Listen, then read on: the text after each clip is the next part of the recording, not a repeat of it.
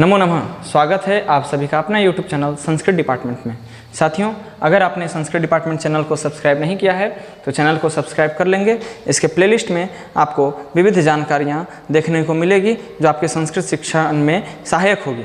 चलिए, आज जो आपका विषय है उसको लेकर के आते हैं। अब आपका विषय है, आज मैं आपको सुनाने वाला हूँ एक बहुत छोटी सी कहानी जिसका शीर्षक है भालू और मधुमक्खी।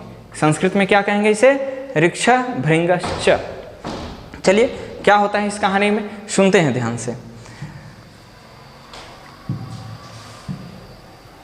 एकदा एकः ऋक्षः अन्नम् अन्विष्य भृंगस्य कूपम् आगतः सः मधुगंधेन प्रलोभः अभवत्। अर्थात एक बार एक मधुमक्खी खाना ढूंढते हुए मधुमक्खी के छत्ते के पास पहुंचा और शहद की खुशबू से उसका मन ललचा उठा। आप देख रहे हैं, भालू जा रहा है मधुमक्खी के पास। आगे, तस्य स्वादनार्थं भृंगस्य समीपे मुखं स्थापयित्वा एव एकः भृंग तस्य नासिकायां दृष्टवान्। अर्थात उसने जैसे ही शहद का स्वाद चखने के लिए अपना मुख मधुमक्खी के छत्ते के पास किया, एक मधुमक्खी ने उसके नाक पर डंक मार दिया। आगे क्या होता है कि वेदना ऋक्षं क्रुद्धं कृत्वा भृंगः नखैः कठिनतया आकृष्य तस्य कर्मणा भृंगः अधिकं क्रुद्धः अभवत्। ते मिलित्वा ऋक्षं दंसितुम् आरब्धवन्तः।